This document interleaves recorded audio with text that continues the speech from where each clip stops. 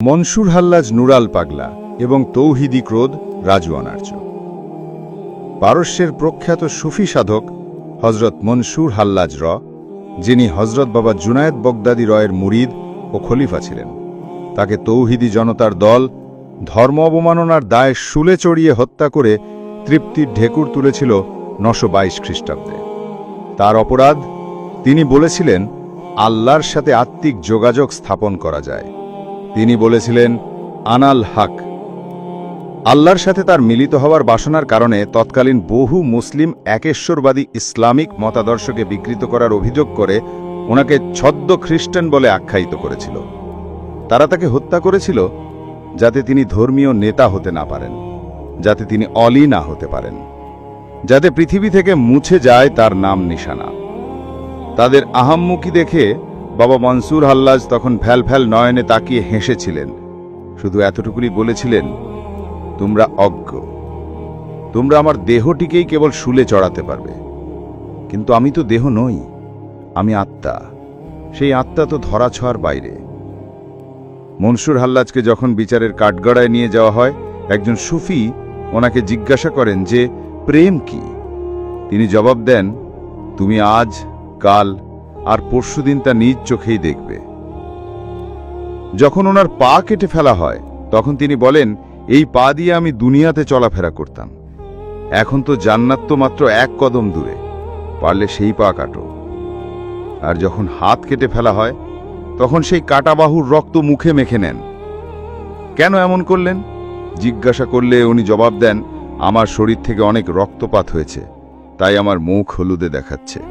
আমি নিজের মুখ ফ্যাকাশে দেখাতে চাই না, যেন মনে হয় যে আমি ভয় পাচ্ছি। স্বয়ং ঈসা রুহুল্লাহ আয়ের মতন উচ্চ মাকামে অধিষ্ঠিত রাসূলকে পর্যন্ত ওরা রেহাই দেয়নি। থুতনিতে দাড়ি ঝুলিয়ে, জব্বা, দস্তানা, টুপি শরীরে এঁটে নবীকে পর্যন্ত ক্রুশে ঝুলিয়ে নির্মমভাবে শহীদ করেছে।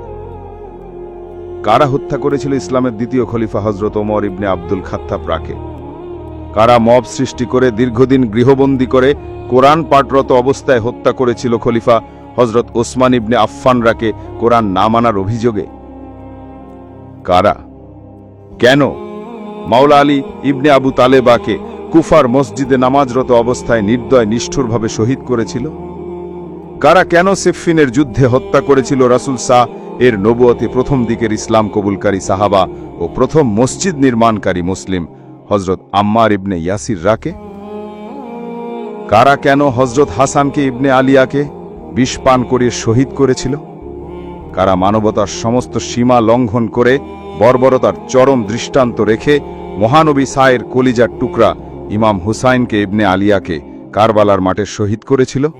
তার দেহ মোবারককে অশ্বত্থ দলিত করেছিল, তার মস্তক মোবারককে বিচ্ছিন্ন করে তারই পরিবারের নারীদেরকে উপহার দিয়েছিল ও নবীবংশের রোদনকারী নারীগণের সম্মুখে বিকৃত উল্লাস করেছিল?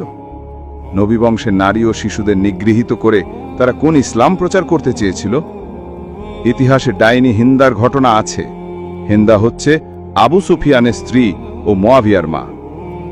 মহানবী সায়ের চাচা বীর মুসলিম হজরত আমির হামজারাকে শহীদ করার পর তার বুক চিরে কলিজা বের করে জিবিয়ে খেয়ে তৃপ্তির ঢেকুর তুলেছিল সেদিন এই হিন্দা। কতটুকু কুৎসিত ক্রোধ ও হিংসার বশবর্তী হলে এ ঘটনাটি ঘটানো যায়? সুফি সাধক, রাসূল প্রেমিক, মুর্শিদ প্রেমিক হজরত বাবা সারমাদ শহীদ রয়ের শিরচ্ছেদ করেছে ধর্মান্ধরা ইসলাম রক্ষার নামে। খাজা বাবা, বড়পীর বাবা, বাবা আহমদ রেফাই, বাবা মহিউদ্দিন ইবনুল আরাবি, বাবা মাওলানা জালালউদ্দিন রুমি, বাবা সানাই, বাবা আল্লামা ইকবাল, বাবা ইমাম গাজ্জালি, মরমী কবি কাজী নজরুল ইসলাম সহ শত শত সুফি সাধক, অলি, গাউস, আবদাল, আরিফদের এই সমস্ত উগ্রবাদী মানুষের দল স্রেফ লেবাসের জোরে মুসলিম সেজে কাফের ফতোয়া দিয়েছে। তাদের রক্তবীজ, তাদের মতাদর্শের উত্তরাধিকারীরা কি এই পৃথিবীর মাঝে এখনো বিচরণ করছে না? করছে। শরীয়ত রক্ষার জন্য বাংলাদেশের রাজবাড়ী জেলার গোয়ালন্দ উপজেলার জুরান মাতব্বর পাড়ার নুরুল হক ওরফে নুরা পাগলার 14 দিনের লাশ 23 আগস্ট থেকে 5 সেপ্টেম্বর 2025 কবর থেকে উত্তোলন করে স্থানীয় পদ্মার মোড়ে নিয়ে ক্রোধের আগুনে পুড়িয়ে ভস্ম করেছে ঈমান আকীদা রক্ষা কমিটি। কবরের ঘোর অন্ধকারে বসবাস করেও 14 দিনে পচন না ধরা লাশ তাদের হিংসার আগুনকে দমাতে পারেনি।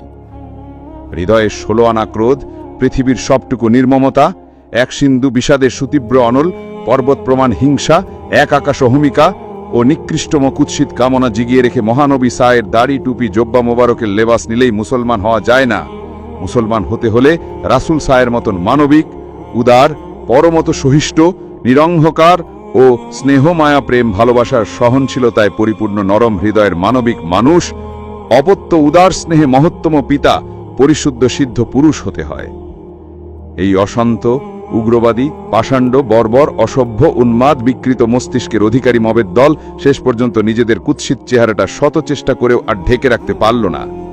মহান আল্লাহর কাছে প্রার্থনা, এদের জ্ঞান দাও প্রভু, এদের ক্ষমা করো, এদের হাত থেকে ইসলাম ও মুসলমানদের রক্ষা করো। ছবি সংগৃহীত ও মনোযোগ আকর্ষণের জন্য।